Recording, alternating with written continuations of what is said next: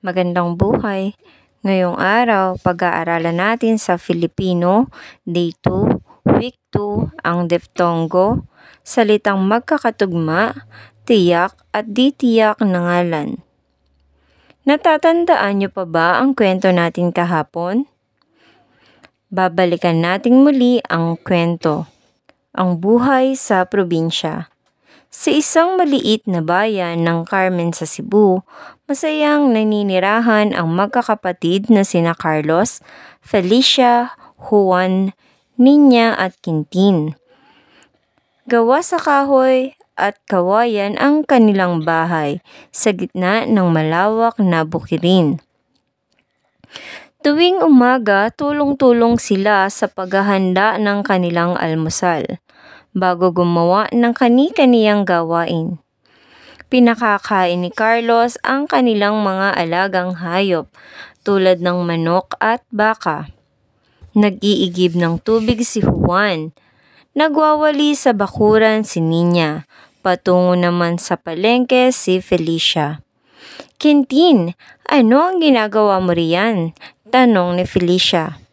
"Ate, naglalaro lang ako ng violin at xylophone na binili ni nanay kahapon," sagot ni Quintin. Pagdating ni Felicia sa palengke, pumili siya ng isda, gulay at prutas sa kaniyang kaibigang si Juan para sa kanilang tanghalian at hapunan. "Kumusta, Juan? Sariwang-sariwa ang mga paninda mo ngayon. Maganda ito sa kalusugan natin. Marami ka na bang nabenta?" tanong ni Felicia.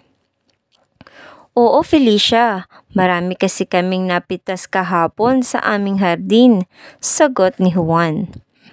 Dumiretso sa pag-uwi si Felicia at nagkayayaan ang magkakapatid na mamasyal sa zoo. Napagkasunduan nilang pumunta sa Cebu Safari and Adventure Park. Nakakita sila roon ng iba't ibang mga hayop tulad ng ibon, tigre, leon at iba pa. Napakaganda ng lugar na ito. Sayang nga lang at walang zebra. Gusto ko pa naman sana itong makita. May panghihinayang na sambit ni Quintin.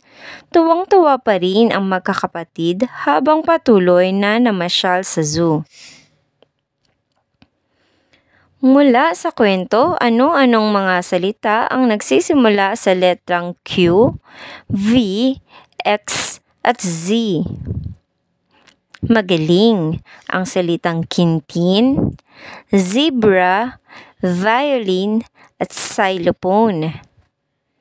Magbigay ng iba pang mga halimbawa. Natatandaan niyo pa ba kung ano ang pangalan? Ano-ano ang uri ng pangalan? Ang mga salitang Carlos, Felicia, Juan at Quintin ay anong uri ng pangalan? Ang palengke, manok at baka ay anong uri ng pangalan? Dapat ba nating tularan ang mga tauhan sa kwento sa uri ng pagkain na kanilang binibili sa pamilihan? Bakit mahalaga ang pangangalaga sa ating sarili? Tingnan ang ilan sa mga pangungusap na mababasa sa kwento. Una, sa isang maliit na bayan ng Carmen sa Cebu, masayang naninirahan ang magkakapatid na sina Carlos, Felicia, Juan, Nina at Quintin. Ikalawa, nagwawali sa bakuran si Nina. Ikatlo, kumusta Juan? Sariwang-sariwa ang mga paninda mo ngayon. Ikaapat, gawa sa kahoy at kawayan ang kanilang bahay. Ano-ano ang mga salitang naka-highlight? Tama, sina, si, ang mga, ang. Alam mo ba kung ano ang pantukoy?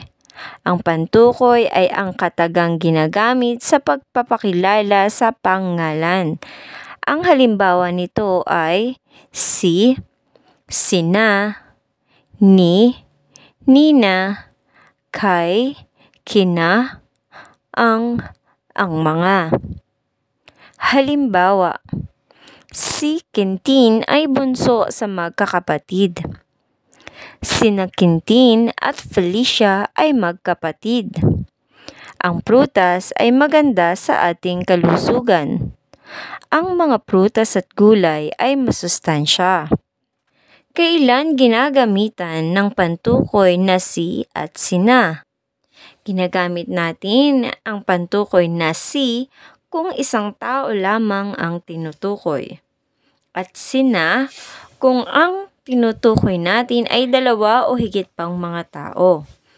Kailan ginagamit naman ang pantukoy na ang at ang mga? Ang ginagamit kung isa lamang ang tinutukoy na bagay at ang mga naman ay ginagamit kung dalawa o higit pang bagay ang tinutukoy. Subukan natin. I-match ang column A sa column B. Ikalawang pagsasanay. Lagyan ng masayang muka kung tama ang pangungusap at malungkot na muka kung ito ay mali. Una, sina Carlos ay masipag na bata. Ikalawa, ang manok at baka ay alaga ng magkapatid. Ikatlo, ang prutas at gulay ay mahalaga sa ating kalusugan. Ikaapat, ang Cebu ay pangalang pantangi. Ikalima, ang baka ay pangalang pambalana. Tandaan, ang pantukoy ay ang katagang ginagamit sa pagpapakilala sa pangalan. Halimbawa nito ay si, sina, ni, nina, kay, kina, ang, at ang mga. Para sa pagtataya, isulat ang T kung ang ipinahahayag ng pangungusap ay tama at M kung ang ipinahahayag ng pangungusap ay mali. Isulat sa kwaderno ang iyong sagot.